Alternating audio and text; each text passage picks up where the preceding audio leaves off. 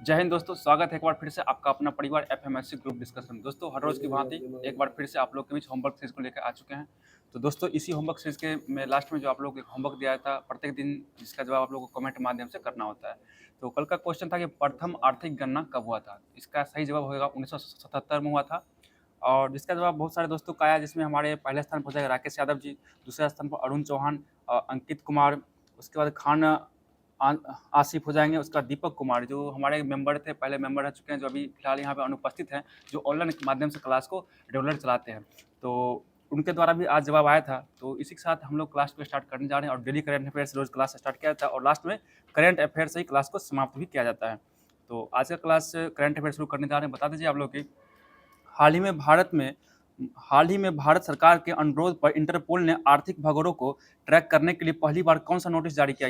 ये silver notice जारी किया। ठीक है, सिल्वर नोटिस जारी किया गया। अगला क्वेश्चन आएगा, हाल ही में नियमित बाल टीकाकरण की डिजिटल निगरानी के लिए RIS रीज ऐप किसने लॉन्च किया? ये यूपी के द्वारा किया गया। ठीक है, हाल ही में स्वयं का ओपेरा लॉन्च करने वाला पहला राज्य बन गया असम बन गया। ठीक है, अगला क्वेश्चन है, हाल ही में द्वारिकाधीश श्री कृष्ण और रुक्मणी जी के विवाह को समर्पित माधवपुरी घेट कहाँ पड़ता है? ये गुजरात पड़ता है। ठीक है, बताइए हाल ही में अंतर्राष्ट्रीय एवरेस्ट दिवस 2025 कब मनाया गया? ये 29 मई को मनाया गया। ठीक है, 29 मई को। और फुटबॉल दिवस कब मनाया था? 25 मई को मनाया था। ठीक है, बहुत ही सब 25 मई हो जाएगा। बताइए अगला क्वेश्चन की, हाल ही में विश्व बैंक के सहयोग में पेंशन पर पहला अंतर्राष्ट्रीय शोध सम्मेलन कहाँ हुआ? ये दिल्ली हो जाएगा। दिल्ली हो जाएगा। बताइएगा अंतर्राष्ट्रीय आशा दिवस कब मनाया जाता है? 12 जुलाई को मनाया जाता है। ठीक है, अगला क्वेश्चन आएगा, टाटा एयरबस भारत की पहली निजी हेलीकॉप्टर असेंबली लाइन कहाँ प्रारंभ करेगा? ये कर्नाटक में करेगा। ठीक है, कर्नाटक हो जाएगा। बताइएगा हाल ही में 150वां अंतर संसदीय संघ IPU शिखर सम्मेलन कहाँ हुआ? ये ताशकंद हो जाएगा। ठीक है, बताइएगा बंगो सागर अभ्यास किस देश के बीच है? भारत और बांग्लादेश। और संप्रीति अभ्यास ये भी भारत और बांग्लादेश के बीच है। ठीक है, अगला क्वेश्चन, हाल ही में मिथातल और तिघराना हड़प्पा स्थलों को किसने संरक्षित पुरातात्विक स्मारक घोषित किया? ये हरियाणा के द्वारा किया गया। ठीक है, हरियाणा हो जाएगा। अगला क्वेश्चन आएगा, हाल ही में भारत का चौथा यूनिकॉर्न कौन बन गया है? ठीक है, ड्रूल्स हो जाएगा। और पहला यूनिकॉर्न कौन था? ये जसपे। पहला यूनिकॉर्न जसपे हो जाएगा। ठीक है, बहुत अच्छा जवाब। बताइएगा हाल ही में राष्ट्रपति द्रौपदी मुर्मू को किसने सिटी की ऑफ ऑनर से सम्मानित किया है? ये लिस्बन। ठीक है, लिस्बन किया गया। ठीक है, अगला क्वेश्चन आएगा, पुर्तगाल का ही जो लिस्बन से सम्मानित किया गया। ठीक है, अगला क्वेश्चन आएगा, हाल ही में किस राज्य सरकार ने रुपये के प्रतीक चिन्ह की जगह राजभाषा के चिन्ह को अपनाया है? ये तमिलनाडु द्वारा अपनाया गया। ठीक है, अगला क्वेश्चन आएगा, हाल ही में भारत सरकार ने परमाणु पनडुब्बी बेस INS वर्षा कहाँ प्रारंभ करने की घोषणा किया? ये आंध्र प्रदेश में हो जाएगा। ठीक है, अगला क्वेश्चन रहेगा, हाल ही में 40 साल की उम्र में 800वां क्लब गोल करने की दुनिया का पहले खिलाड़ी कौन बन गया? ये ठीक है, रोनाल्डो हो जाएगा। ठीक है, ये किस खेल से संबंधित है? ये फुटबॉल से हो जाएगा। ठीक है, अगला क्वेश्चन है, हाल ही में खेलो इंडिया विंटर गेम्स 2025 की पदक तालिका में शीर्ष पर कौन है? ये आर्मी हो जाएगा। आर्मी भारतीय सेना के हो जाएगा। ठीक है, अगला क्वेश्चन है, हाल ही में T20 क्रिकेट में 13,000 रन बनाने वाला पहला भारतीय क्रिकेटर कौन है? ये विराट कोहली हो जाएगा। बहुत ही अच्छा जवाब, विराट कोहली हो जाएगा। ठीक है, बताइएगा सिंगापुर में आयोजित 22वें सांग्री-ला संवाद में भारत का प्रतिनिधित्व कौन करेगा? ये ठीक है, अनिल चौहान के द्वारा किया जाएगा। बताइएगा इस मतलब CEC कौन है अभी वर्तमान में? CEC बताइए क्या बोलते हैं इसको? ज्ञानेश जी हो जाएंगे। यानी कि इसको क्या बोलते, कौन सा चुनाव आयोग कहा जाता है? इलेक्शन कमीशन, इसलिए हमको जान। बताइएगा RBI गवर्नर कौन हो जाएंगे? संजय मल्होत्रा हो जाएंगे। ठीक है, और 52वां मुख्य न्यायाधीश कौन है अभी? BR गवई हो जाएगा। ठीक है, बताइएगा CAG कौन है अभी वर्तमान में? CAG संजय मूर्ति। ठीक है, संजय मूर्ति हो जाएंगे। ठीक है, अगला क्वेश्चन बताइएगा, हाल ही में RBI द्वारा निर्धारित की गई रेपो रेट दर कितना है? ये 6% हो जाएगा। ठीक है, 6% हो जाएगा। अगला क्वेश्चन बताइएगा, हाल ही में महिला प्रीमियर लीग 2025 का खिताब कौन जीता? ये मुंबई MI जीता, मुंबई इंडियन के द्वारा जीत लिया गया। अगला क्वेश्चन आएगा, हाल ही में एशियाई एथलेटिक्स लीडरशिप गोल्ड पिन से किसे सम्मानित किया गया? ये एडिले सुमारीवाला को सम्मानित किया गया। ठीक है, अगला क्वेश्चन आएगा, हाल ही में 10,000 वर्षों से मृत हिमयू के डायर वुल्फ को कहाँ पुनर्जीवित किया गया है? ये USA अमेरिका में किया गया। ठीक है, अगला क्वेश्चन आएगा, एशियाई भारोत्तोलन चैंपियनशिप 2026 की मेजबानी कौन करेगा? ये अहमदाबाद, भारत के द्वारा अहमदाबाद में होने वाला है। ठीक है, अगला क्वेश्चन बता दीजिए आप, हाल ही में केंद्रीय मंत्री जितेंद्र सिंह ने देश के पहले हिमालयी जलवायु केंद्र का उद्घाटन कहाँ किया है? ये जम्मू कश्मीर किया गया, जम्मू कश्मीर में किया गया है। अगला क्वेश्चन बताइए आप लोग की, हाल ही में चर्चा में रही इंदिरा गांधी और भारत को बदलने वाले वर्ष नामक नई किताब के लेखक कौन जाएंगे? ये श्रीनाथ राघवन के द्वारा लिखा गया, ठीक है। अगला क्वेश्चन बताइएगा, हाल ही में तीसरा बिम्स्टेक कृषि सम्मेलन कहाँ हुआ? ये नेपाल में हो जाएगा, नेपाल में हो जाएगा, ठीक है। अगला क्वेश्चन बताइएगा, हाल ही में पहली बार एशिया के बाहर कबड्डी विश्व कप 2025 का आरंभ कहाँ किया गया? शुरुआत ये इंग्लैंड में किया गया, ठीक है, इंग्लैंड हो जाएगा। और अगला क्वेश्चन बता दीजिए आप लोग कि हाल ही में प्रधानमंत्री मोदी ने किस राज्य के 50 साल पूरे होने पर स्मारक सिक्का और डाक टिकट जारी किया है? ये सिक्किम का, और सिक्किम का स्थापना कब किया गया था? ये 1975 में पूर्ण राज्य दिया गया था। और किस संविधान संशोधन द्वारा इसको मिलाया गया था? राज्य इसको मिलाया, भारत में कब मिलाया गया? 35वां संविधान संशोधन 1974 इसको मिलाया गया था और इसको पूर्ण राज्य कब बना दिया गया था? 36वां संविधान संशोधन 1975 इसको पूर्ण राज्य बना दिया गया था। सिक्किम की राजधानी कहाँ हो जाएगा? ये गंगटोक हो जाएगा, ठीक है। सिक्किम विधानसभा क्षेत्र कितना हो जाएगा? 32 विधानसभा पूछे 32 हो जाएगा, ठीक है। अगला क्वेश्चन आएगा, हाल ही में भारत को 26/11 मुंबई आतंकी हमले के आरोपी तहब्बुर राना को किसने सौंपा है? ये अमेरिका के द्वारा सौंप दिया गया, ठीक है। तो दोस्तों आज का जो भी महत्वपूर्ण करंट बनना सभी को करवा दिया गया। अब हम लोग चल रहे हैं जो लुसेंट के माध्यम से आपको होमवर्क दिया गया था उसको करवाने के लिए। तो बता दीजिएगा आप लोग की पाल वंश का संस्थापक कौन था? ये गोपाल, पाल वंश संस्थापक हो जाए गोपाल। बताइए कब स्थापना किया? ये 750 ईस्वी में स्थापना किया था, ठीक है। बताइए पाल वंश की राजधानी कहाँ थी? मुंगेर में थी। बहुत ही जवाब बताइएगा। पाल शासक था ना जो किस धर्म का अनुयायी था? ये बौद्ध धर्म का अनुयायी था, बौद्ध धर्म का अनुयायी था। बताइएगा उदंतपुरी विश्वविद्यालय का स्थापना कौन करवाया था? ये गोपाल के द्वारा करवाया गया था। और विक्रमशिला विश्वविद्यालय का स्थापना कौन करवाया? ये धर्मपाल के द्वारा करवाया गया था, ठीक है। बताइएगा पाल वंश का सबसे महान शासक कौन था? ये धर्मपाल ही होता है। जो किस विश्वविद्यालय का स्थापना करवाया? ये विक्रमशिला विश्वविद्यालय का स्थापना करवाया था, ठीक है। बताइएगा कन्नौज के लिए त्रिपक्षीय संघर्ष में किसके बीच लड़ा गया था? ये त्रिपक्षीय संघर्ष में कौन कौन भाग लिया था? पल्लव, गुर्जर, प्रतिहार वंश एवं राष्ट्रकूट वंश होता है, तीनों हो जाएंगे। बताइएगा ये जो त्रिपक्षीय संघर्ष हुआ था इसमें पल्लव वंश की ओर से कौन भाग लिया था? इसमें सर्वप्रथम धर्मपाल शामिल हुआ था, ठीक है। पाल वंश धर्मपाल शामिल हुआ था, ठीक है। अगला क्वेश्चन बताइएगा कि धर्मपाल को उत्तरापद का स्वामी की उपाधि किसने दिया था? ये गुजराती कवि शोडथल के द्वारा दिया गया था, ठीक है। बताइएगा उदंतपुरी के प्रसिद्ध बौद्ध मठ का निर्माण किसने करवाया था? ये देवपाल के द्वारा करवाया गया। और उदंतपुरी कहाँ पड़ता है? ये बिहार में पड़ता, ठीक है। बताइएगा अगला क्वेश्चन बता दीजिए कि सेन वंश संस्थापक कौन जाएगा? सामंत सेन हो जाएगा, ठीक है। बताइए सेन वंश की राजधानी कहाँ बनाई गई थी? नादिया यानी कि लखनऊती को बनाया गया था, ठीक है।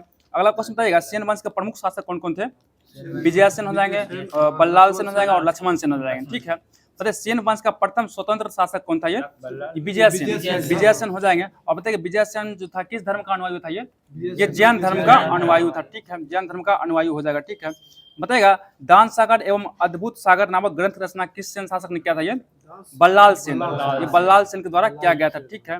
बताइएगा अद्भुत सागर को जो है ना पूर्ण रूप किसने दिया था? पूर्ण रूप ये लक्ष्मण सेन के द्वारा दिया गया, बहुत ही अच्छा लक्ष्मण सेन के द्वारा दिया गया था, ठीक है। बताइएगा गीत गोविंद के लेखक कौन जाएंगे? जयदेव हो जाएंगे, ठीक है। बताइएगा पवन दूत के लेखक कौन जाएंगे? धोई, पवन दूत के लेखक कौन थे? धोई हो जाएंगे। बताइएगा ब्राह्मण सर्वस्व के लेखक कौन जाएंगे? हलायुद्ध, ये हलायुद्ध। बताइएगा लक्ष्मण सेन का प्रधान न्यायाधीश एवं मुख्यमंत्री कौन था? ये हलायुद्ध ही था, ये हलायुद्ध हो जाएगा, ठीक है। अगला क्वेश्चन बताइएगा देवपाड़ा के पद्मनेश्वर मंदिर का निर्माण किसने करवाया था? ये विजयासेन के द्वारा करवाया गया था, विजयासेन के द्वारा करवाया गया था, ठीक है। बताइए सेन राजवंश प्रथम राजवंश था जिसने अपना अभिलेख सर्वप्रथम किस भाषा में जारी किया था? ये हिंदी में जारी किया था, ठीक है। बताइए बंगाल का अंतिम हिंदू शासक कौन जाएगा? ये लक्ष्मण सेन था बंगाल का प्रथम अंतिम हिंदू शासक, ठीक है। बताइएगा कश्मीर पर शासन करने वाले वंश का कालक्रम मतलब कौन कौन था वंश आया था कश्मीर शासन के? ठीक, कारकोट वंश, उत्पल वंश और लोहार वंश हो जाएगा, ठीक है। बताइएगा कि कारकोट वंश का स्थापना किसके द्वारा किया गया था? ये दुर्लभ वर्धन के द्वारा किया गया। और कब किया गया था? 627 ईस्वी में किया गया था, ठीक है। बताइएगा कारकोट वंश का सबसे शक्तिशाली राजा कौन था? ये ठीक है ललितादित्य मुक्तापिंड हो जाएगा, ललितादित्य मुक्तापिंड था। और बताइएगा कश्मीर का मार्तंड मंदिर का निर्माण कौन करवाया? यही ललितादित्य मुक्तापिंड के द्वारा करवाया गया था, ठीक है। बताइएगा कारकोट वंश के बाद कश्मीर पर किस वंश का शासन हुआ था? ये उत्पल वंश का शासन हुआ था। और उत्पल वंश का संस्थापक कौन था? ठीक है अवंती बर्मन हो जाएगा, अवंती बर्मन हो जाएगा, ठीक है। बताइए अवंतीपुर नामक नगर का स्थापना कौन किया था? ये अवंती बर्मन के द्वारा ही किया गया था, ठीक है। बताइए अवंती वर्मन ने अवंती वर्मन के अभियंता जो था कौन था जिसने सिंचाई के लिए नहर का निर्माण करवाया था? ये सुई हो जाएगा। ठीक है, बताइएगा 980 ईस्वी में उत्पल वंशी रानी कौन थी जो महात्मा कांची शासिका हुई थी? ये दिद्धा रानी थी, रानी दिद्धा हो जाएगी। ठीक है, बताइए उत्पल वंश के बाद कश्मीर में किस वंश का शासन हुआ था? ये लोहार वंश का शासन हुआ था और लोहार वंश के संस्थापक कौन हो जाएंगे? संग्राम राज हो जाएंगे। ठीक है, अगला क्वेश्चन बताइएगा किस वंश का शासक हर्ष विद्वान कवि तथा कई भाषाओं का ज्ञाता था? किस वंश का था ये हर्ष? ये लोहार वंश से संबंधित था। हर्ष का आश्रित कवि कौन हो जाएंगे? ये कलहन हो जाएंगे। और कलहन जो किस पुस्तक रचना किया? ये राजतरंगिणी का रचना किया। ठीक है, बताइएगा लोहार वंश का अंतिम शासक कौन था? ये जयसिंह हो जाएगा। और जयसिंह कब से कब तक शासन किया था? ये 1128 से लेकर 1155 ईस्वी तक शासन किया था। बता दीजिएगा कलहन जो राजतरंगिणी है इसका विवरण किस राजा के बाद समाप्त हो जाता है? ये जयसिंह के शासन का इसका विवरण समाप्त हो जाता है। ठीक है, अगला क्वेश्चन बता दीजिएगा आप लोग की वर्धन वंश संस्थापक कौन हो जाएगा? पुष्य वर्मन हो जाएगा। पुष्य वर्मन ही हो जाएगा। ठीक है, और इसकी राजधानी कहाँ को बनाया गया था? कहाँ?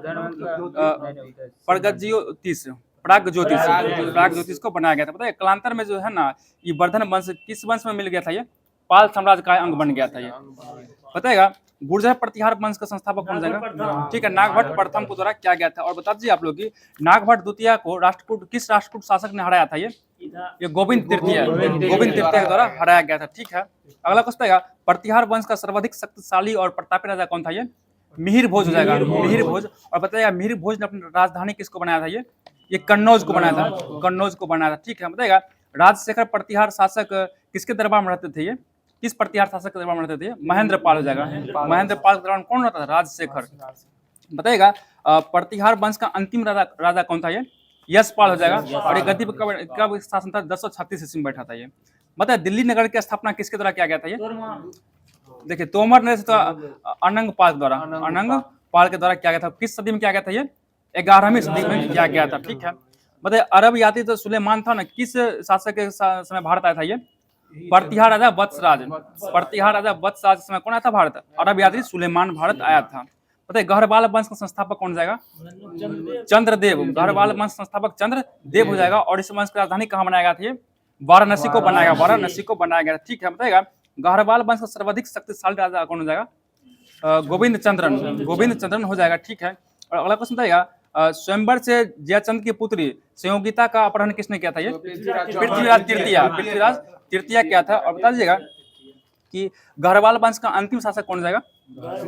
जयचंद था। जयचंद के मतलब किसके साथ युद्ध किया था? ये गौड़ी से 1194 में किया था। चंदावर के द्वारा क्या मारा गया था। ठीक है, बताइएगा चौहान वंश का संस्थापक कौन जाएगा? ठीक है, वासुदेव हो जाएगा। ठीक है, और चौहान वंश राजधानी कहाँ थी? अहिछत्र हो जाएगा। ठीक है, और बाद में इसको कहाँ बनाया गया राजधानी? अजमेर के नामक स्थान बनाया गया। किसके द्वारा बनाया था? अजयराम द्वितीय के द्वारा अजमेर नगर का स्थापना करके उसको अपनी राजधानी बना लिया गया था। ठीक है, बताइए चौहान वंश का सबसे शक्तिशाली शासक कौन था? ये विग्रहराज हो जाएगा। विग्रहराज चतुर्थ हो जाएगा। बता दीजिए अगला क्वेश्चन की विग्रहराज फोड़ के राज कवि कौन था? ये सोमदेव हो जाएगा। बताइएगा ललित विग्रहराज का रचना कौन किया था? ये नामक सोमदेव के द्वारा ही किया गया। ठीक है, बताइएगा 28 दिन का झोपड़ा नामक जो मस्जिद है इसका जो इसमें जो पहले विद्यालय था उसका निर्माण कौन करवाया था? वो विग्रहराज फोड़ करवाया था। और 28 दिन का झोपड़ा बनवाया कुतुबुद्दीन ऐबक के द्वारा बनवाया गया था। उसका जो था ना वो लाइब्रेरी जो था इसको विद्यालय था एक, उसका विग्रहराज फोड़ द्वारा करवाया गया था निर्माण उसका। बताइएगा चौहान वंश का अंतिम शासक कौन था? वो पृथ्वीराज तृतीय हो जाएगा। ठीक है, बताइएगा पृथ्वीराज तृतीय का राज कवि कौन था? ये चंद्रबरदाई हो जाएगा। और बताइएगा पृथ्वीराज राजशोक लेखक कौन हो जाएंगे? चंद्रबरदाई के द्वारा ही लिखा गया। ठीक है, बताइए रणथंबोर के जैन मंदिर का शिखर किसने बनवाया था? ये पृथ्वीराज तृतीय के द्वारा बनवाया गया था। मतलब त्रैन का प्रथम युद्ध कब हुआ था? ये 1191 में। किसके बीच हुआ था? ये पृथ्वीराज और गौड़ी के बीच हुआ था। इसमें किसका हार हुआ था? इसमें गौड़ी का हार हुआ था। तो दोस्तों जो भी क्वेश्चन बनना था पॉलिटिकल आदि हिस्ट्री से करवा दिया गया है। और आज कुछ ज़्यादा ही गर्मी देखने को मिल रही है। अब चल रहे हम लोग ज्योग्राफी की ओर। तो ज्योग्राफी में चला था परिवहन। बता दीजिए आप लोग कि पवन हंस लिमिटेड की स्थापना कब किया गया था? ठीक है, 1985 में, अक्टूबर 1985 में किया गया था। ठीक है, बता दीजिए पवन हंस लिमिटेड का स्थापना किस उद्देश्य से किया गया था? इसका स्थापना देखिए तेल क्षेत्र को तेल की खोज के लिए हेलीकॉप्टर सेवा उपलब्ध करवाने के लिए। बता दीजिए आप लोग कि पवन हंस लिमिटेड का पंजीकृत कार्यालय कहाँ है? ये दिल्ली, नई दिल्ली हो जाएगा। ठीक है, नई दिल्ली हो जाएगा। और बताइए इसमें अभी कितना हेलीकॉप्टर है इसके पास? अभी 43 हेलीकॉप्टर बैठा हो जाएगा। ठीक है, बता दीजिए आप लोग कि पवन हंस हर वर्ष मई, जून एवं सितंबर, अक्टूबर में यात्रा के दौरान जो कहाँ से कहाँ तक हेलीकॉप्टर सेवा उपलब्ध करवाता है? ठीक है, फाटा के केदारनाथ, फाटा से केदारनाथ, फाटा से केदारनाथ उत्तराखंड में पड़ता है ये। बताइए अगला क्वेश्चन, भारतीय विमानपत्तनम प्राधिकरण का गठन कब किया गया था? ये ठीक है 1 अप्रैल 1995 को भारतीय विमानपत्तनम प्राधिकरण का स्थापना 1 अप्रैल 1995 को किया गया था। ठीक है, अगला क्वेश्चन बताइएगा, नगर विमान मंत्रालय ने मार्च 2020 में आवश्यक वस्तुओं की आपूर्ति में तेजी को सुनिश्चित करने के लिए कौन सा सेवा शुरू किया था? वो जीवन रेखा उड़ान सेवा, जीवन रेखा उड़ान सेवा शुरू किया गया था। बताइए अगला क्वेश्चन की केंद्रीय अंतर्देशीय जलमार्ग प्राधिकरण की स्थापना कब की गई थी? 1987 में किया गया था। और इसका मुख्यालय कहाँ है? कोलकाता में मुख्यालय बना जाएगा। ठीक है, बताइएगा देश के जलमार्गों को कितने भागों में बांटा गया है? 2 भागों में बांटा गया। तो आंतरिक जलमार्ग, एक सामुद्रिक जलमार्ग हो जाएगा। बताइएगा कौन जो है ना परिवहन नदियों, नहरों एवं झीलों के द्वारा होता है? कौन सा जलमार्ग? ये आंतरिक द्वारा हो जाएगा। ठीक है, पता देश में जहाजों के जरिए होने वाले कुल माल ढुलाई का कितना % जो है ना आंतरिक जलमार्ग द्वारा किया जाता है? 1% किया जाता है। ठीक है, पता राष्ट्रीय जलमार्ग अधिनियम 2016 के तहत अंतर्देशीय जलमार्ग की संख्या कितना हो जाएगा? अभी 111 है। 111 क्या बताएगा?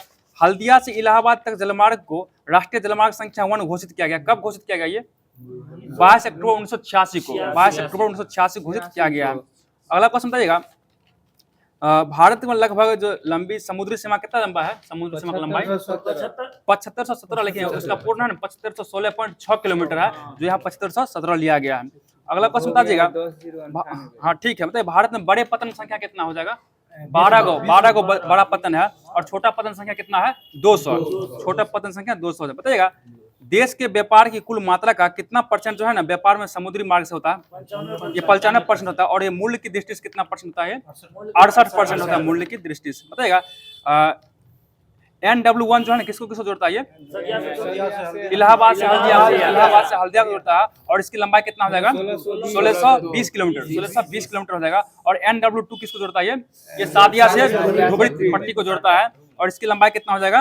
891 किलोमीटर हो जाएगा। ठीक है, और NW3 किसको जोड़ता है? ये कोल्लम को कोट्टापुरम जोड़ता है और इसका लंबाई 205 किलोमीटर हो जाएगा। ठीक है, तो NW4 जो है ना किसको जोड़ता है? ये काकीनाडा से मरकानम को काकीनाडा से मरकानम को जोड़ता है और इसकी लंबाई कितना हो जाएगा?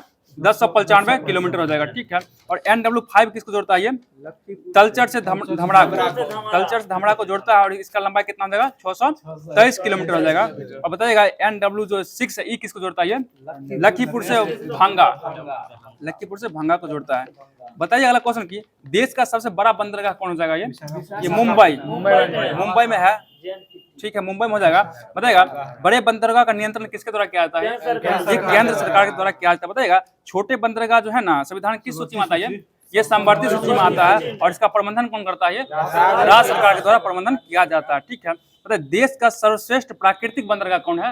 ये विशाखापट्टनम है। और कहेगा भारत का सबसे गहरा बंदरगाह कौन है? ये विशाखापट्टनम है। आप लोग बताइएगा विशाखापट्टनम बंदरगाह किस चट्टान से घिरा हुआ है?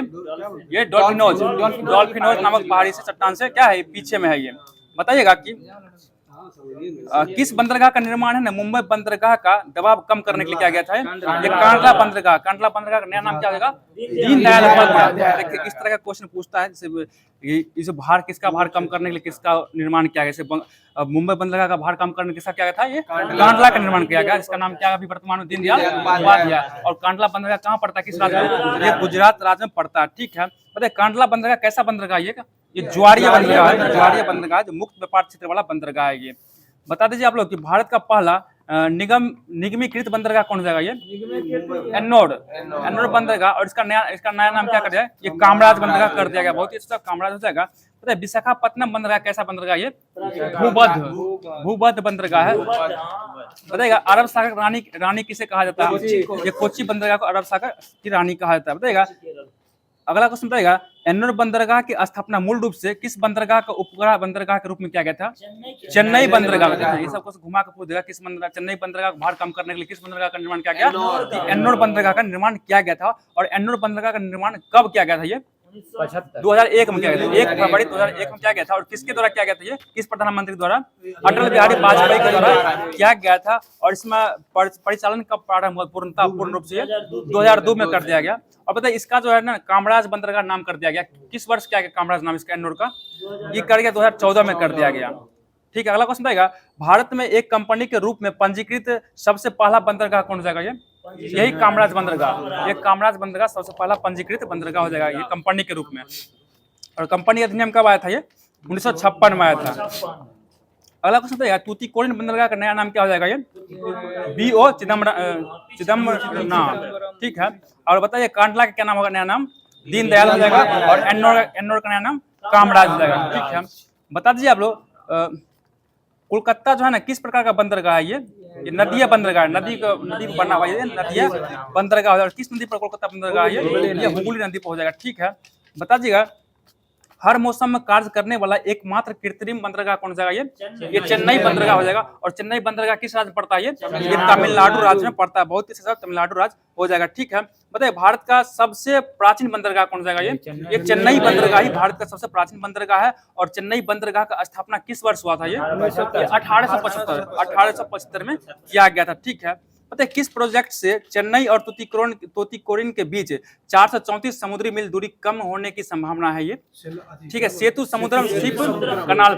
ठीक है, सेतु समुद्रम शिप कनाल प्रोजेक्ट के द्वारा। पता है कोचिन शिपयार्ड लिमिटेड की स्थापना कब हुआ था? ये 1972 में। 1972 में किया गया था। और इसका मुख्यालय कहाँ हो जाएगा? ये कोचिन में पड़ता है, केरल में पड़ता है। ठीक है, पता है देश का जहाज निर्माण और मरम्मत का सबसे बड़ा क्षमता वाला एशियाई शिपयार्ड कौन है? शिपयार्ड ये कोच्चि शिपयार्ड ही हो जाएगा। ठीक है, कोलकाता बंदरगाह किस राज्य पड़ता है? ये पश्चिम बंगाल में पड़ता है। किस नदी पर? ये हुगली नदी पर पड़ता है। ठीक है, मुंबई बंदरगाह किस राज्य में? ये महाराष्ट्र में हो जाएगा।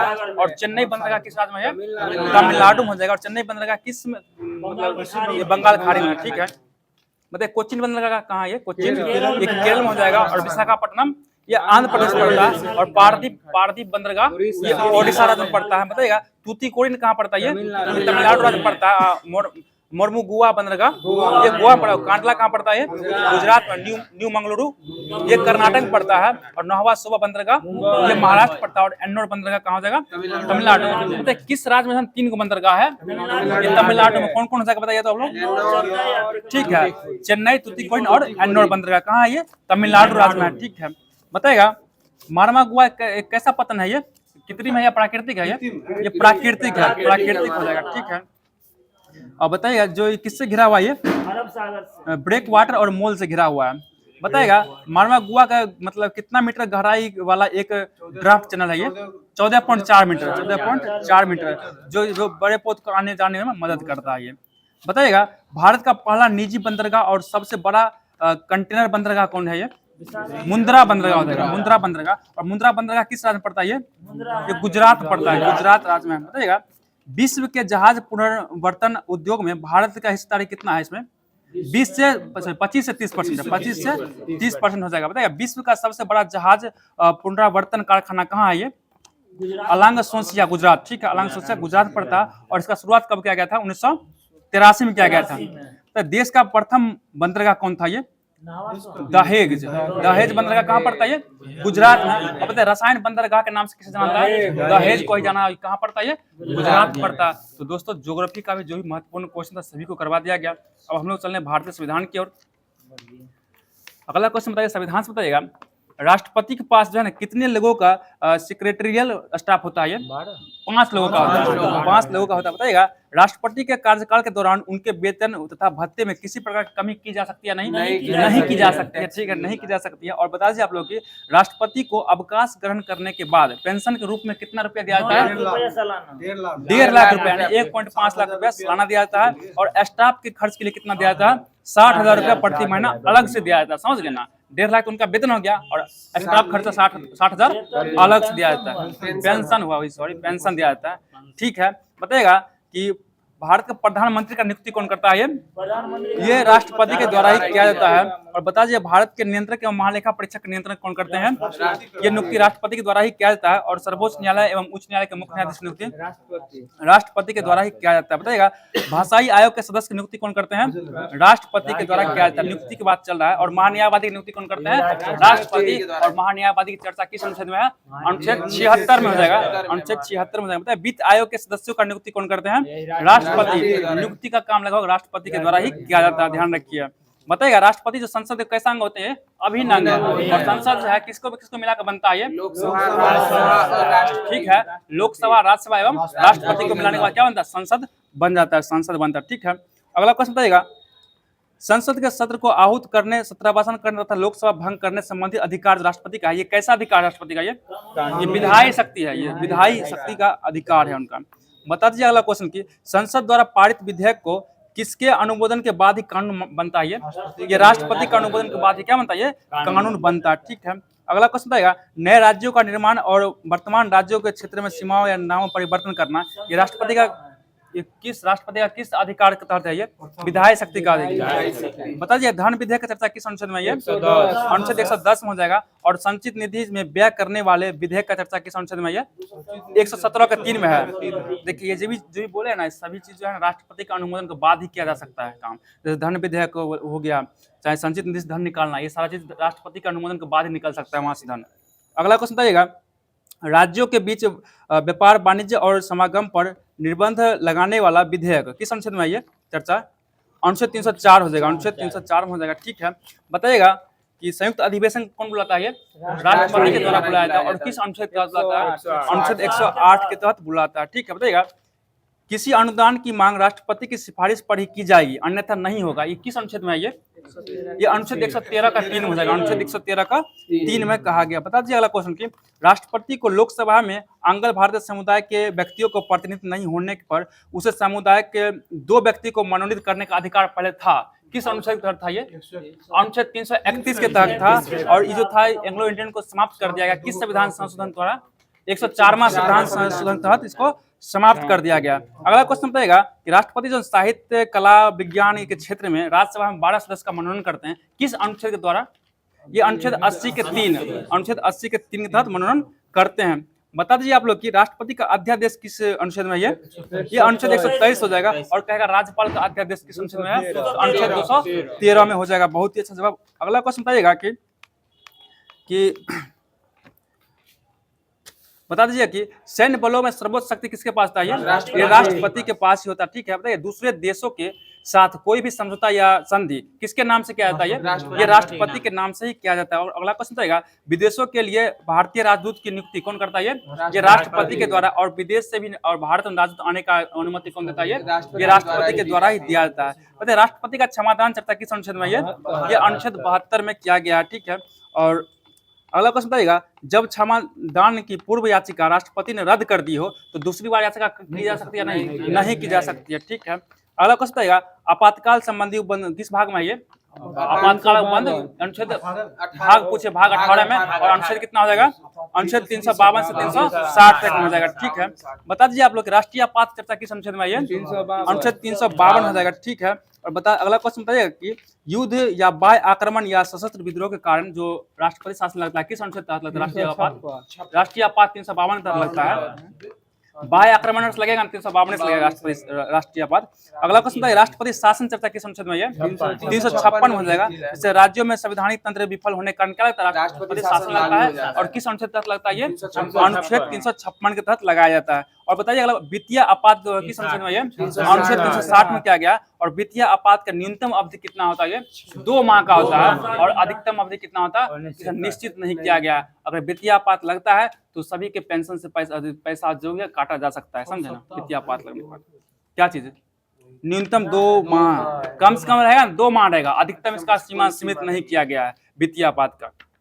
अगला क्वेश्चन बताइएगा राष्ट्रपति किसी सार्वजनिक महत्व के प्रश्न पर उच्चतम न्यायालय से परामर्श ले सकता है किस अनुच्छेद के तहत? ये अनुच्छेद 143 के तहत ले सकता है। और बताइएगा इस परामर्श को मानने के लिए बाध्य है या नहीं है? ये बाध्य नहीं है, राष्ट्रपति बाध्य नहीं है। अभी कुछ दिन पहले 14 सवाल जो पूछा गया है राष्ट्रपति द्रौपदी मुर्मू के द्वारा, किससे पूछा गया था?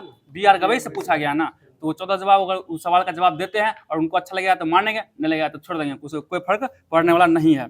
अगला क्वेश्चन है बीटो जो है किस शब्द का है, कैसा शब्द है ये, लैटिन शब्द होगा। और बीटो का अर्थ क्या होता है, ये रोकना होता है, बीटो का अर्थ रोकना होता है, ठीक है। तो भारत राष्ट्रपति को कितने प्रकार का बीटो शक्ति है, ये 3 प्रकार का हो जाएगा। कौन कौन हो जाएगा बताइएगा आप लोग, ये अत्यंतकारी बीटो, निलंबकारी बीटो और एगो जेबी बीटो हो जाएगा। और जेबी बीटो का प्रयोग करने वाला एकमात्र राष्ट्रपति हो जाएगा विज्ञानी जैल सिंह हो जाएंगे।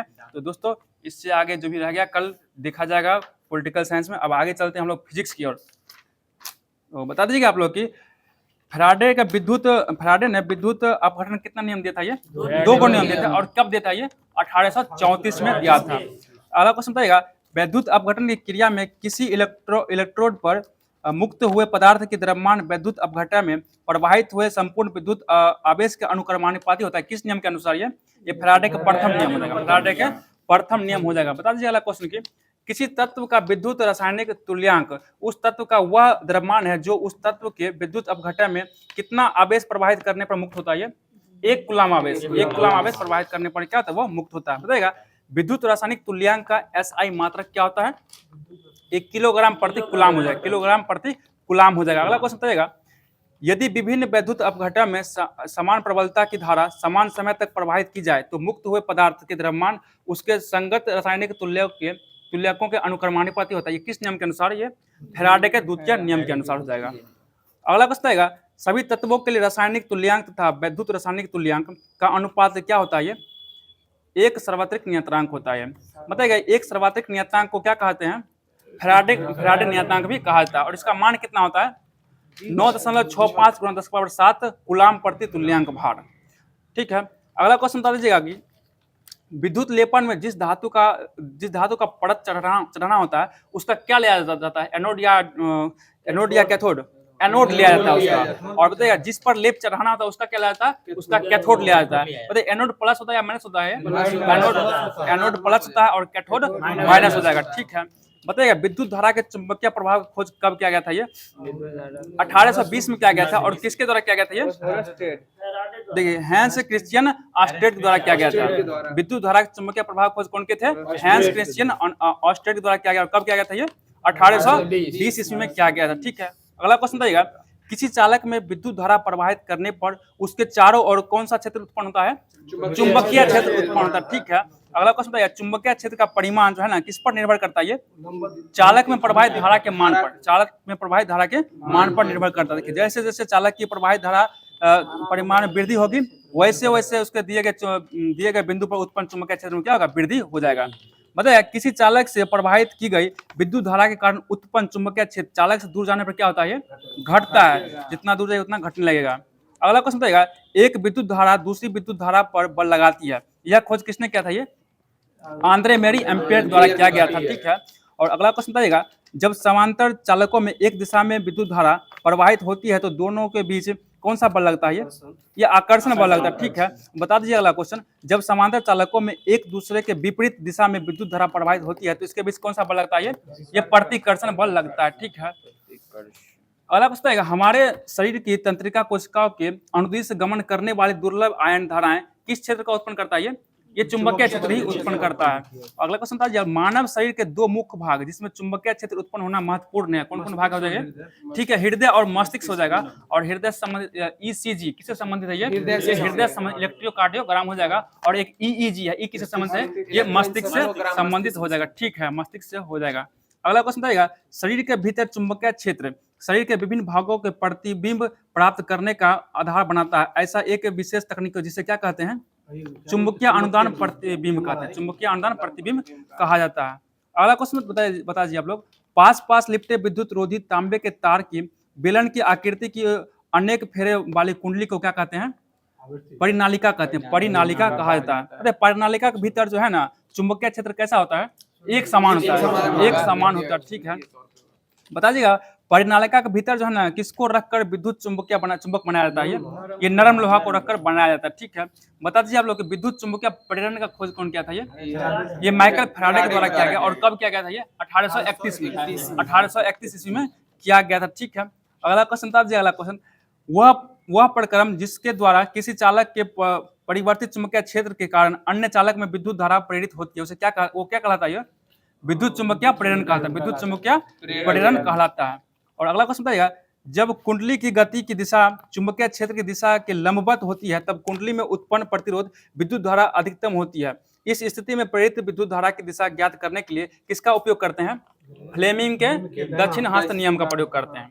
बताइए, फ्लेमिंग दक्षिण हस्त नियम के अनुसार यदि दाहिने हाथ की तर्जनी, मध्यमा एवं अंगूठे को इस प्रकार फैलाएं कि ये तीनों एक दूसरे के परस्पर लंबवत हो तो तर्जनी उंगली क्या संकेत करेगा? ये चुंबकीय क्षेत्र की दिशा को। और अंगूठा किसका संकेत करेगा? ये चालक की गति को। और जो मध्यम, ये किसका सूत्र है? मध्यमा चालक, ये प्रेरित विद्युत धारा की दिशा को करेगा। ठीक है, अगला क्वेश्चन बताइएगा, विद्युत चुम्बकीय प्रेरण के कारण सभी अवस्थाओं में किसी परिपथ में प्रतिरोध धारा की दिशा इस प्रकार की होती है कि वह उस कारण का ही विरोध करने लगती है जिससे वह स्वयं उत्पन्न होती है। किसका नियम है? ये लेंज का नियम हो जाएगा। ये लेंज का नियम हो जाएगा। बताएगा लेंज का नियम किस सिद्धांत का पोषक है? ये ठीक है, ऊर्जा संरक्षण सिद्धांत पर आधारित है। ठीक है, अगला क्वेश्चन बताइएगा, एक ऐसा संयंत्र है जिसके द्वारा अत्यंत प्रबल विद्युत वाहक बल उत्पन्न किया जाता है, क्या कहलाता है? वो ये प्रेरण कुंडली हो जाएगा। प्रेरण कुंडली के द्वारा किया जाता है। ठीक है, अगला क्वेश्चन है, यह प्रेरण कुंडली जो है ना किस सिद्धांत पर काम करता है? ये अन्योन्य प्रेरण के सिद्धांत पर काम करता है। ठीक है, अन्योन्य प्रेरण के सिद्धांत पर काम करता है। जब चुंबकीय क्षेत्र में धातु का गोला गतिमान कराया जाता है तब भाबर धारा उत्पन्न होता है। तो इसको क्या कहते हैं? इसका कारण वह क्या हो जाता है? इसका कारण वो गर्म हो जाता है। बता दीजिए आप लोग, डायनेमो जो है ना किस सिद्धांत पर काम करता है? ये विद्युत चुम्बकीय प्रेरण के सिद्धांत पर काम करता है। तो दोस्तों फिजिक्स का भी जो भी महत्वपूर्ण क्वेश्चन बनना था सभी करवा दिए हैं। अब हम लोग चल रहे हैं विविध की, और विविध में आपको दिया गया था पुस्तक से संबंधित कुछ, तो बताना है आप लोग की फ्रीडम फॉर फियर पुस्तक लेखक कौन जाएंगे? ओंग सान सूकी। ओंग सान सूकी हो जाएंगे। ठीक है, स्ट्रेट फ्रॉम द हार्ट के लेखक कौन जाएंगे? ये कपिल देव हो जाएगा। ठीक है, स्पीकर्स डायरी के लेखक कौन जाएंगे? मोहन जोशी, मनोहर जोशी हो जाएंगे। ठीक है, अगला क्वेश्चन है, हाउ आई प्ले गोल्फ के लेखक कौन जाएंगे? टाइगर वुड्स हो जाएंगे। ठीक है, द विंग्स ऑफ फायर के लेखक कौन जाएंगे? एपीजे अब्दुल कलाम हो जाएंगे। ठीक है, द पाथ टू पावर के लेखक कौन जाएंगे? मार्गरेट थ्रेचर हो जाएंगे। मार्गरेट थ्रेचर के द्वारा लिखा गया। ठीक है, अगला क्वेश्चन है, to a hunger free world के लेखक कौन जाएंगे? एमएस स्वामीनाथन हो जाएंगे। ठीक है, बता दीजिए आप लोग, इंडिया गेट के लेखक कौन जाएंगे? ठीक है, लेसी फास्वर्थ हो जाएंगे। ठीक है, तो इन ए ग्रीन नाइट के लेखक कौन जाएंगे? इन ए ग्रीन नाइट के लेखक ग्रीन नाइट, ये आपका हो जाएंगे डेरेक वाल्टर। ठीक है, बताएगा इंडिया द सीज विदिन के लेखक कौन जाएंगे? ये एमजे अकबर हो जाएंगे। बताएगा कौन पाकिस्तान सर्वाइव है, इसका पुस्तक लेखक कौन जाएंगे? तारिक अली। हाँ, कैन पाकिस्तान सर्वाइव कौन है? तारिक अली हो जाएंगे। ठीक है, नेताजी एंड गांधी के लेखक कौन जाएंगे? ये शशि अहलूवालिया हो जाएगा। ठीक है, द सिटी ऑफ जॉय के लेखक कौन जाएंगे? डोमिनिक लैम्पियर हो जाएंगे। ठीक है, मदर टेरेसा का लेखक कौन जाएंगे? नवीन चांगला हो जाएगा। ठीक है, अगला क्वेश्चन बताइएगा आप लोग की, हेड्स एंड टेल्स लेखक कौन जाएंगे? ठीक है, मेनका गांधी हो जाएंगे। ठीक है, अगला क्वेश्चन बताइएगा, टू बी और नॉट टू बी के लेखक कौन जाएंगे? खालिद मोहम्मद जाएगा। और लिविंग हिस्ट्री के लेखक कौन? लिविंग हिस्ट्री के लेखक हिलेरी रॉथम किंटन हो जाएगा। अगला क्वेश्चन आएगा, लेट्स किंग गांधी के लेखक कौन जाएंगे? तुषार गांधी हो जाएंगे। अगला क्वेश्चन है, फर्स्ट पर्सन के लेखक कौन जाएंगे? फर्स्ट पर्सन के व्लादिमीर पुतिन हो जाएंगे। और ये कहाँ का? ये रूस का हो जाएगा। ठीक है, अगला क्वेश्चन है, ये न्यू वर्ल्ड के लेखक कौन है? ये न्यू वर्ल्ड अमित चौधरी हो जाएगा। ठीक है, ये ब्रूस विद लाइफ के लेखक कौन जाएंगे? ये Bruce with life Satish Gujral हो जाएगा। ठीक है, अगला क्वेश्चन आएगा, the brief history of time के लेखक कौन जाएंगे? स्टीफन हॉकिंस हो जाएंगे। तो दोस्तों आज का जो भी लूसेंट का महत्वपूर्ण क्वेश्चन बनना था सभी को करवा दिया गया। अब आगे का जो भी आपको सार संग्रह और दर्पण बच चुका है, सभी का क्लास आपको कुंदन जी के द्वारा करवाया जाएगा आगे। तो आइए कुंदन जी, आगे क्लास को आगे कर बढ़ाइए।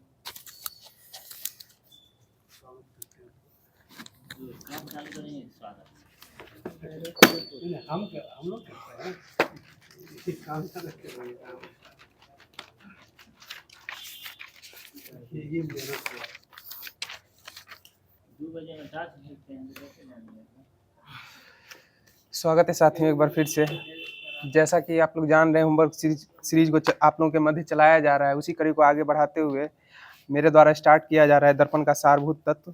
तो जवाब देने का प्रयास आप लोग भी कीजिएगा। बताइएगा किस प्रागैतिहासिक काल में आग का आविष्कार हुआ था? पूरा पाषाण काल में। सही जवाब है। बताइएगा प्रथम ऐतिहासिक पुस्तक का दर्जा किसे प्राप्त था? राज तरंगिणी को प्राप्त था। और राज तरंगिणी के लेखक कौन थे? कल्हण हो जाएंगे। सही जवाब है। बताइए अंकोर वाट का मंदिर कहाँ अवस्थित है? कंबोडिया में अवस्थित है। और इसका निर्माण किसके द्वारा कराया गया था? सूर्यवर्मन द्वितीय के द्वारा कराया गया था। बताइएगा कैलाश मंदिर का निर्माण किसके द्वारा करवाया गया? नरसिंह प्रथम के द्वारा करवाया गया था। बताइएगा मौर्य सम्राट अशोक ने आजीविकों के रहने हेतु बराबर की पहाड़ियों में 4 गुफाओं का निर्माण कराया था। उनका नाम क्या क्या था? कर्ज, चौपार, सुदामा एवं विश्व झोपड़ी था। कर्ज, चौपार, सुदामा एवं विश्व झोपड़ी। बताया चोल राजा राजराज प्रथम ने शैव धर्म का अनुयायी था। उसने तंजौर में किस मंदिर का निर्माण कराया? राजराजेश्वर का शिव मंदिर का निर्माण करवाया था। सही जवाब बताइएगा किस चंदेल शासक के राज दरबार में अलाह उदल नामक 2 सैन्य नायक निवास करते थे? परमदीर देव के दरबार में। परमदीर देव के दरबार में। बताइएगा अलाउद्दीन खिलजी के बचपन का नाम क्या था? अली या गुरसप्पा था? अली एवं गुरसप्पा था। बताइएगा मलिक कफूर का उपनाम क्या था? हजार दिनारी हो जाएगा। क्या था? हजार दिनारी। बताइएगा विजयनगर के किस हिंदू सम्राट ने नागलपुर नामक नए नगर एवं हजारा एवं विठल स्वामी मंदिर का निर्माण करवाया था? कृष्ण देव राय के द्वारा करवाया गया था। सही जवाब है। बताइएगा पुर्तगाली यात्री नुनीज किसके राज दरबार में आया था? अच्युत राय के दरबार में। अच्युत राय के दरबार में आया था। बताइएगा कौन सा मुगल सम्राट नगारा बजाता था? अकबर के द्वारा नगारा बजाया जाता था। बताइए अकबर ने कितने वर्ष की आयु में राजगद्दी संभाली थी? 14 वर्ष। 13 वर्ष 6 महीना लिया था। 14 वर्ष विशेषतर आपको देखने को मिलेगा 14 वर्ष। बताइएगा कौन सा मुगल सम्राट बताइएगा शिवाजी ने रस्सी द्वारा माप की व्यवस्था के स्थान पर किस माप की व्यवस्था की थी? काठी एवं मानक छड़ी का प्रयोग करवाया था। बताइएगा अंग्रेजों द्वारा भारतीयों को 1947 में सत्ता हस्तांतरित किए जाने के बाद कांग्रेस के अध्यक्ष कौन थे? जेबी कृपलानी हो जाएंगे। बताइएगा कांग्रेस के सर्वाधिक दिनों तक अध्यक्ष रहने वाले व्यक्ति कौन हो जाएंगे? मौलाना अबुल कलाम आजाद हो जाएंगे। सही जवाब है। बताइएगा माउंटबेटन योजना कब आई थी? 3 जून 1947 को आई थी। सही जवाब है। बताइएगा सुभाष चंद्र बोस ने कब सिंगापुर में स्वतंत्र भारत की अस्थायी सरकार का गठन किया था? डेट सहित बताइएगा। 21 अक्टूबर 1943 को किया था। सही जवाब है। बताइएगा अखिल भारतीय किसान सभा का गठन कब हुआ था? 11 अप्रैल 1936 को हुआ था। सही जवाब स्वामी सहजानंद सरस्वती इसके पहले अध्यक्ष हो जाएंगे। बताइएगा भगत सिंह और बटुकेश्वर दत्त ने कब दिल्ली में सेंट्रल लेजिस्लेटिव असेंबली में बम फेंका था? 8 अप्रैल 1929। और बताइएगा भगत सिंह को फांसी किस हत्याकांड के कारण? सॉन्डर्स हत्याकांड के कारण दी गई थी। सही जवाब है। बताइएगा सचिंद्र सान्याल ने 1924 में किस संगठन का निर्माण किया था? Hindustan Republic association. और बताइएगा हिंदुस्तान रिपब्लिक एसोसिएशन का निर्माण सचिंद्र नाथ सान्याल के द्वारा 1924 में कानपुर में किया गया था। और बताइएगा हिंदुस्तान सोशलिस्ट रिपब्लिक एसोसिएशन की स्थापना भगत सिंह के द्वारा की गई थी। कहाँ की गई थी? फिरोजशाह कोटला में की गई थी, जिसका वर्तमान में नाम क्या है? अरुण जेटली क्रिकेट स्टेडियम हो जाएगा। सही जवाब बताइएगा ऑल इंडिया ट्रेड यूनियन की स्थापना कब की गई थी? 1920 31 अक्टूबर 1920 को किया गया था। और किन के द्वारा किया गया था? एमएन जोशी के द्वारा किया गया था। और इसके पहले अध्यक्ष लाला लाजपत राय को बनाया गया था। बताइए किस क्रांतिकारी ने विलियम कर्जन वाइली की हत्या कर दी थी? मदन लाल ढींगरा के द्वारा कर दी गई थी। और कब की गई थी? 1909 में की गई थी। सही जवाब है। बताइएगा लंदन में कब श्यामजी कृष्ण वर्मा ने इंडियन होम रूल सोसाइटी की स्थापना की थी? 1905 में की थी। बताइए बंगाल क्रांतिकारियों में से किसने 1905 में भवानी मंदिर नामक पुस्तक लिखी थी? बरिंद्र कुमार घोष के द्वारा की गई थी। सही जवाब है बरिंद्र कुमार घोष के द्वारा। बताइएगा किसने 1919 में खिलाफत आंदोलन की शुरुआत की थी? अली बंधुओं के द्वारा की गई थी, मोहम्मद अली और शौकत अली। बताइएगा भारतीय संविधान की उद्देशिका को संविधान सभा ने कब स्वीकार किया था? 22 जनवरी 1947 को स्वीकार किया था। सही जवाब है। बताइएगा एक ही व्यक्ति को 2 या 2 से अधिक राज्यों का राज्यपाल बनाए जाने का प्रावधान किस संविधान संशोधन के द्वारा?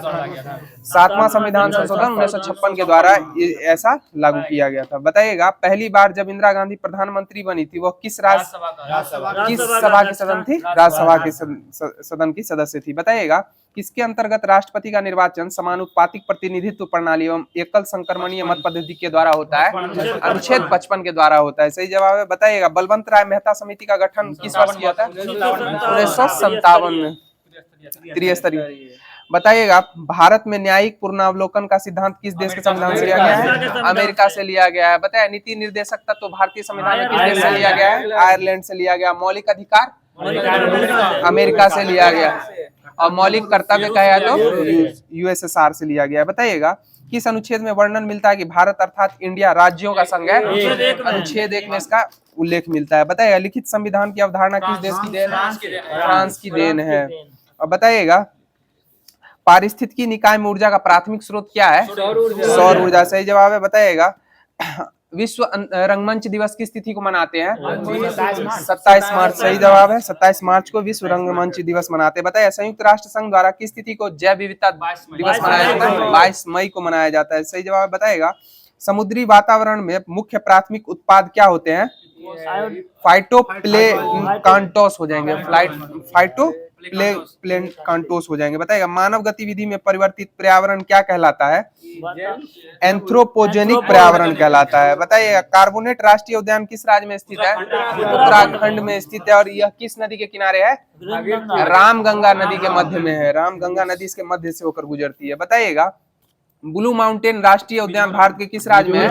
मिजोरम राज्य में है। बताइएगा गारो खासी जयंतिया पहाड़ियां कहाँ है? मेघालय में हो जाएगा। सही जवाब है। बताइएगा यूनेस्को ने जैव विविधता के संरक्षण हेतु मानव एवं जैव मंडल कार्यक्रम की शुरुआत कब की है? 1971 में। सही जवाब है 1971 हो जाएगा। बताइएगा एरिड फॉरेस्ट रिसर्च इंस्टीट्यूट कहाँ है? जोधपुर में हो जाएगा। कहाँ होगा? जोधपुर राजस्थान में हो जाएगा। बताइएगा भूपर पट्टी में सर्वाधिक मात्रा में पाए जाने वाला तत्व ऑक्सीजन हो जाएगा। सही जवाब है ऑक्सीजन। बताइएगा नेरी का मुख्यालय कहाँ है? नेरी नागपुर। बताए वायुमंडल में उपस्थित ओजोन पर अवशोषित करती है। क्या अवशोषित करती है? परावैंगनिक किरणों को ओजोन के द्वारा अवशोषित किया जाता है। ओजोन का सूत्र क्या होता है? O3 हो जाएगा। सही जवाब है। बताइएगा विश्व मौसम विज्ञान संगठन का मुख्यालय कहाँ है? जेनेवा में हो जाएगा। बताइए राष्ट्रीय विज्ञान दिवस किस तिथि को मनाते हैं? 28 फरवरी को मनाया जाता है। सही जवाब है। बताइएगा एगमार्क एक्ट भारत में कब लागू किया गया था? एगमार्क एक्ट सही जवाब है 1937 में लागू किया गया था। बताइएगा एजेंडा बताइएगा विश्व ओजोन दिवस किस तिथि को मनाते हैं? 16 सितंबर को विश्व ओजोन दिवस मनाया जाता है। बताइए जलवायु परिवर्तन पर भारत की प्रथम राष्ट्रीय कार्य योजना कब लोकार्पित की गई थी? 2008 में लोकार्पित की गई थी। कब की गई थी? 2008 में। बताइएगा दक्षिण अमेरिका में चिली अर्जेंटीना की सीमा पर विश्व का सबसे ऊंचा ज्वालामुखी कौन सा है? ओजेस डेल स्लाडो हो जाएगा। ओजेस डेल स्लाडो हो जाएगा। बताइए यह किस पर्वतमाला पे स्थित है? एंडीज पर्वतमाला पे अवस्थित है। बताइएगा विश्व में सर्वाधिक सांप किस देश में पाए जाते हैं? ब्राजील में पाए जाते हैं। सही जवाब है। बताइएगा किस महाद्वीप को the land of golden fish और प्यासी भूमि का देश कहा जाता है? ऑस्ट्रेलिया को कहा जाता है। बताइए ऑस्ट्रेलिया महादेश की खोज किसके द्वारा की गई थी? टॉम कुक के द्वारा टीम कुक के द्वारा की गई थी। सॉरी टीम कुक के द्वारा की गई थी। बताइएगा दक्षिण अमेरिका का सबसे बड़ा स्थल रूप देश कौन सा है? बोलीविया हो जाएगा। कौन है? बोलीविया हो जाएगा। बताइए भूमध्य सागर एवं अटलांटिक महासागर को कौन सी संधि जोड़ती है? जिब्राल्टर जल संधि जोड़ती है। सही जवाब है जिब्राल्टर जल संधि। बताइए भारत की स्थल सीमा की कुल लंबाई कितनी है? 15,200 किलोमीटर हो जाएगा। सही जवाब है। बताइए कौन सी पहाड़ियां भारत को म्यांमार से अलग करती है? पटकाई की पहाड़ियां भारत को म्यांमार से अलग करती है। बताइए सतपुड़ा की पहाड़ी किस राज्य में अवस्थित है? मध्य प्रदेश में अवस्थित हो जाएगा। कहाँ हो जाएगा? मध्य प्रदेश में। यह किस प्रकार की चट्टानों से निर्मित है? ज्वालामुखीय चट्टानों से निर्मित हो जाएगी सतपुड़ा की पहाड़ियां। बताइए भारत की सबसे बड़ी मीठे पानी की झील कौन है? वुलर झील हो जाएगा। कहाँ है? जम्मू कश्मीर में हो जाएगा। बताइए भारतीय विमानपत्तन प्राधिकरण का गठन कब किया गया? 1995 में हुआ था। और बताइएगा भारत में स्वतंत्रता से पहले निर्धनता की अवधारणा पर विचार किनके द्वारा किया गया था? दादा भाई नौरोजी के द्वारा किया गया था। बताइएगा the poverty and British rule in India किनके द्वारा निर्मित है? दादा भाई नौरोजी के द्वारा निर्मित पुस्तक है। बताइएगा किसी भी फसल का वह न्यूनतम मूल्य जिससे सरकार द्वारा किसानों के पारिश्रमिक के तौर पर स्वीकार किया जाता है उसको क्या कहा जाता है? एमएसपी यानी न्यूनतम समर्थन मूल्य कहा जाता है। और यह फसल तैयार होने के पहले लागू होता है या बाद लागू? पहले ही लागू कर दिया जाता है। सही जवाब है पहले लागू किया जाता है। बताइएगा व्यक्ति गणना अनुपात विधि किससे संबंधित है? निर्धनता रेखा से नीचे के जनानुपात से संबंधित है। बताइएगा भारत सरकार द्वारा हाल ही में नोटबंदी की घोषणा किस तिथि को की गई थी? 8 नवंबर 2016 को की गई थी नोटबंदी की घोषणा। बताइएगा किस वर्ष भारतीय रुपया 16 आनों में विभाजित कर दिया गया था? विभाजित था 1957 तक विभाजित था। बताइएगा किस वर्ष राष्ट्रीय किसान आयोग का गठन हुआ था, जिसके प्रथम अध्यक्ष 2004 में हुआ था, और इसके पहले अध्यक्ष कौन थे? सोमपाल हो जाएंगे। कौन था? सोमपाल हो जाएंगे। बताइएगा किस वर्ष गेट का अस्तित्व समाप्त कर उसके स्थान पर WTO को लाया गया?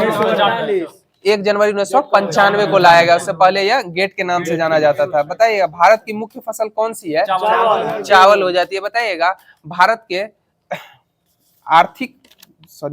अंतर्राष्ट्रीय मुद्रा कोष IMF की स्थापना कब ब्रेटन वुड में सम्मेलन 1945 में हुई थी? बताइएगा वाहनों के पार्श्व दृश्य दर्पणों के रूप में प्रयुक्त होने वाला दर्पण उत्तल दर्पण होता है। बताइए सर्च लाइट का परावर्तक सतह किस दर्पण का बना होता है? अवतल दर्पण का बना होता है। बताइएगा चिकित्सा जैसे आंख कान के डॉक्टर होते हैं उनके द्वारा किस दर्पण का प्रयोग किया जाता है? अवतल दर्पण का प्रयोग किया जाता है। बताइए बायोगैस किसका क्या होती है? मीथेन होती है। मीथेन का सूत्र क्या होता है? CH4 हो जाता है। बताइएगा सूर्य के प्रकाश को पृथ्वी पर आने में कितना समय लगता है? 8.16 सेकेंड 8 मिनट 16.6 सेकेंड लगता है। बताइएगा कहीं कहीं 500 सेकेंड भी लिया जाता है। बताइएगा धोबन सोडा या सोडियम कार्बोनेट का रासायनिक सूत्र क्या है? Na2CO3। बताइएगा धोबन सोडा के साथ जल के कितने अणु जुड़े होते हैं? 10 अणु जुड़े होते हैं। बताइएगा आइसोप्रीन एक बहुलक होता है, वह थर्मोप्लास्टिक है। यह गुण रबर के किस प्रकार का गुण होता है? प्राकृतिक रबर का गुण होता है। सही जवाब बताया। गैस वेल्डिंग के लिए किस गैस का प्रयोग किया जाता है? एसिटिलीन गैस का प्रयोग किया जाता है। बताया किस धातु को सफेद सोना कहा जाता है? प्लेटिनम को कहा जाता है। बताया सबसे भारी तत्व क्या है?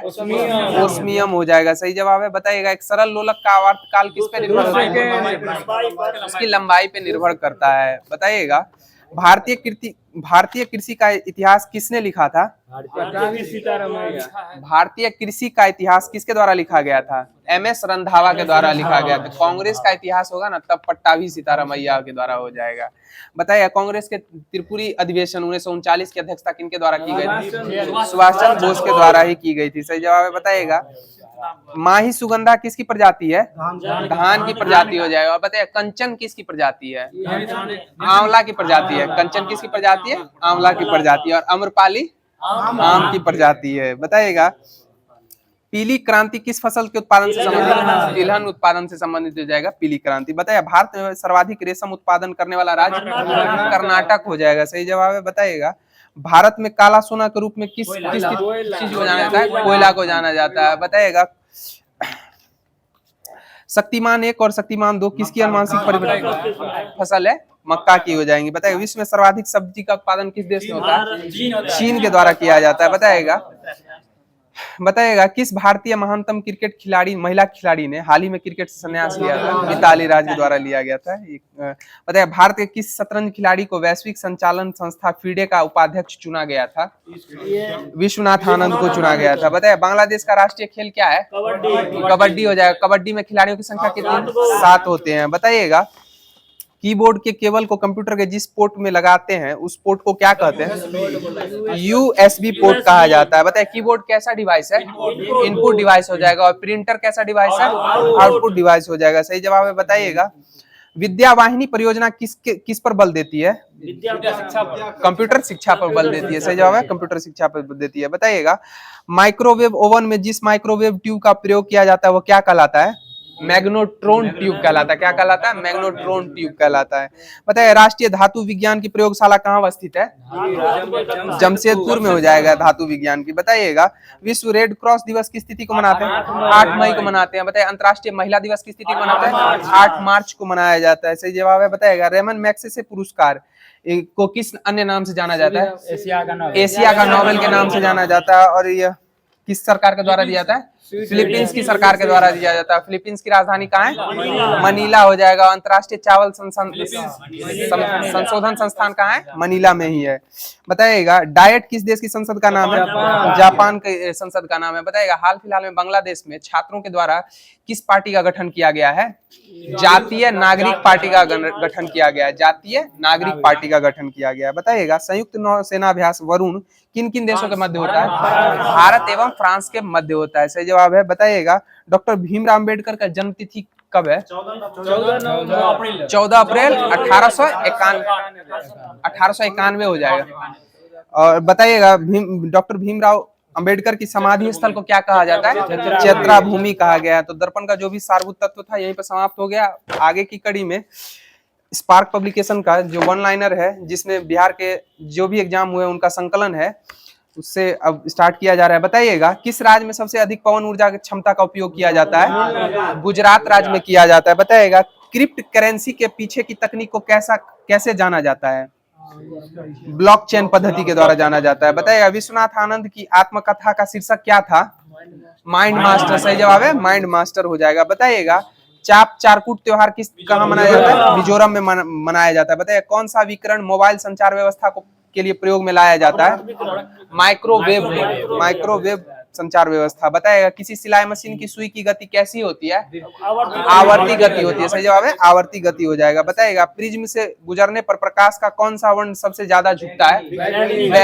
बैगनी रंग झुकता है। बताइएगा गैसीय से तरल या ठोस अवस्था में परिवर्तन की प्रक्रिया को क्या कहा जाता है? संघनन कहा जाता है। और बताइएगा गैस से सीधे ठोस में परिवर्तन क्या कहलाता है? निक्षेपण कहलाता है। निक्षेप। ठोस से गैस में परिवर्तन ऊर्ध्वपातन कहलाता है।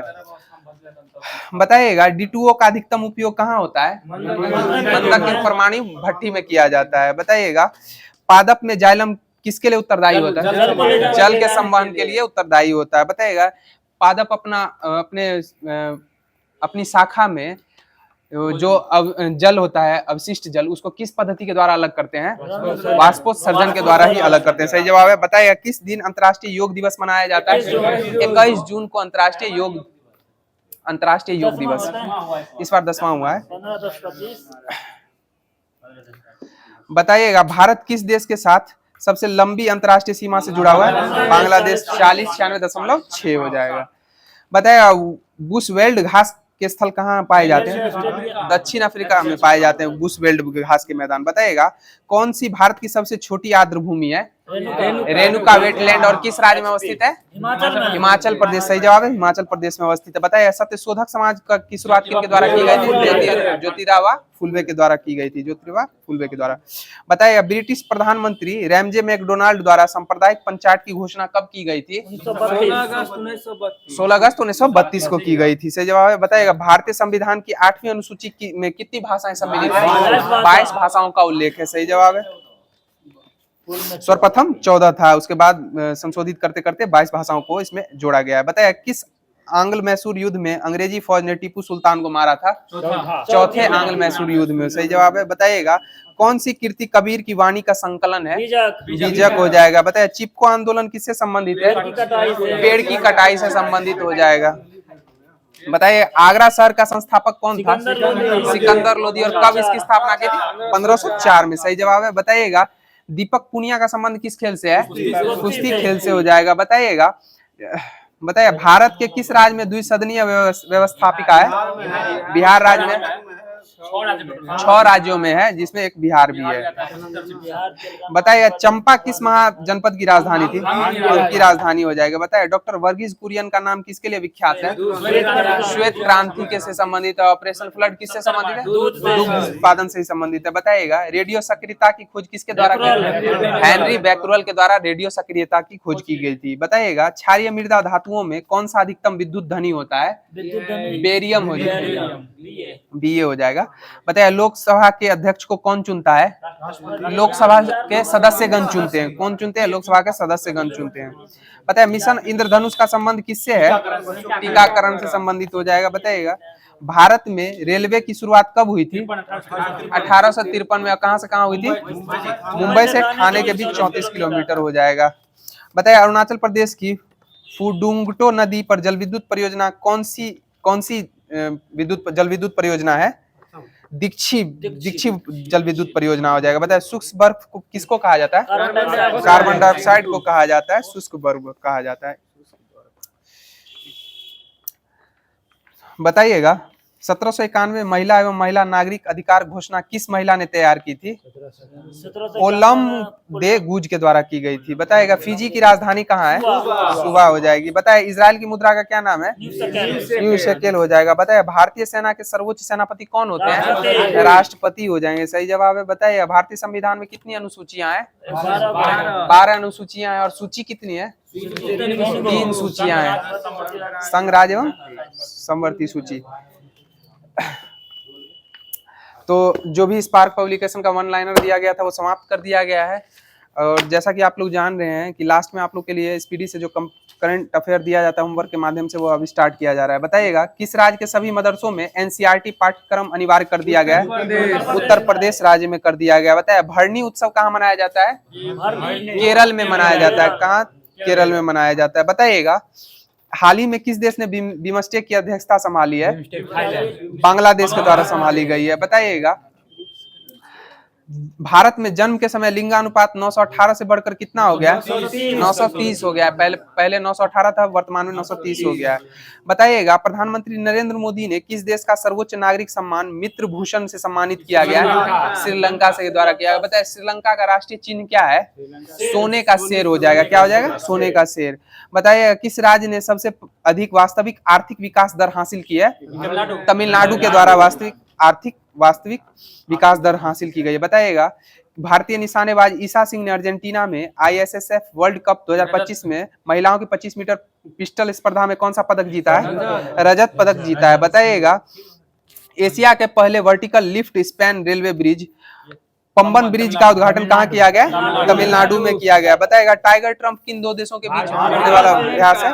भारत और अमेरिका के बीच युद्धाभ्यास होने वाला अभ्यास है। बताइएगा राष्ट्रपति द्रौपदी मुर्मू ने कहा सिटी ऑफ ऑनर सम्मान ग्रहण किया है? पुर्तगाल के लिस्बन में किया है। कहाँ किया? पुर्तगाल के लिस्बन में किया है। बताइएगा किस देश के द्वारा CR7 सिक्के जारी किए गए हैं? पुर्तगाल के द्वारा ही किए गए हैं CR सिक्के जारी किए गए। बताया नोलेन गुड संदेश को जीआई टैग मिला है। यह किस राज्य से संबंधित है? नोलेन गुड, हाँ डब्ल्यू पश्चिम बंगाल से संबंधित हो जाएगा। बताइएगा किस देश ने सद्भावना के रूप में 14 भारतीय मछुआरों को रिहा किया है? श्रीलंका के द्वारा किया गया। बताइए श्रीलंका की राजधानी कहाँ है? श्री जयवर्धने पूरे कोट्टे हो जाएंगे। बताइएगा आयुष्मान भारत योजना में शामिल होने वाला 35वां राज्य? दिल्ली हो जाएगा। कौन हो जाएगा? दिल्ली हो जाएगा। बताइए जापान, बताइएगा जापानी ग्रैंड प्रिक्स 2025 किसके द्वारा जीता गया है? मैक्स वर्षाटप्पन के द्वारा जीता गया। किनके द्वारा जीता गया? मैक्स वर्षाटप्पन। बताइएगा माधवपुर घेड़ मेला कहाँ आयोजित किया गया? गुजरात राज्य में आयोजित किया गया। बताइए विश्व कप मुक्केबाजी 2025 में कौन सा पदक हितेश गुलिया के द्वारा जीता गया? स्वर्ण पदक जीता गया। बताइएगा ताशकंद के संपन्न 150वीं IPU असेंबली में भारत का प्रतिनिधित्व किनके द्वारा किया गया है? लोकसभा अध्यक्ष ओम बिरला के द्वारा किए। बताइएगा किसने AI की प्रतिस्पर्धात्मक दौड़ में अपनी स्थिति को और मजबूत करने के लिए लामा 4 लॉन्च किया है? मेटा के द्वारा लॉन्च किया गया। सही जवाब है। बताइएगा T20 क्रिकेट में 13,000 रन बनाने वाले भारतीय क्रिकेटर विराट कोहली हो जाएंगे। बताइएगा किसका लघु संग्रहण हार्ट लैंप अंतरराष्ट्रीय बुकर पुरस्कार 2025 के लिए चुना गया है? बानू मुश्ताक का चुना गया। किनका चुना गया? बानू मुश्ताक। बताइए भारत की, बताइएगा किस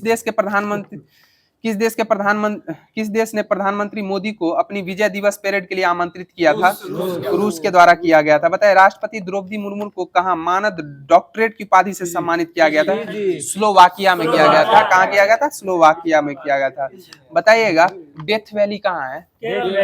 डेथ वैली अमेरिका में हो जाएगा। साइलेंट वैली केरल में हो जाएगा।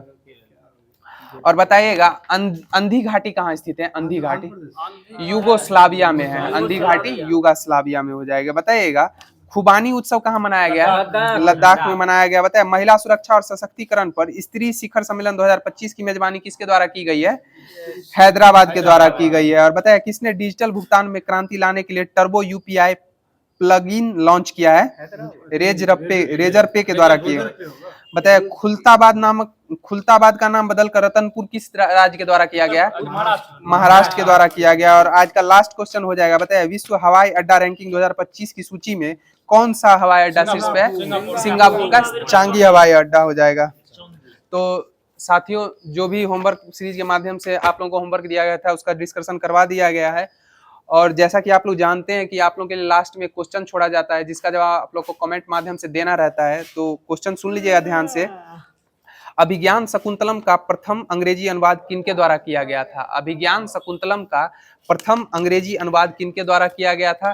तो हम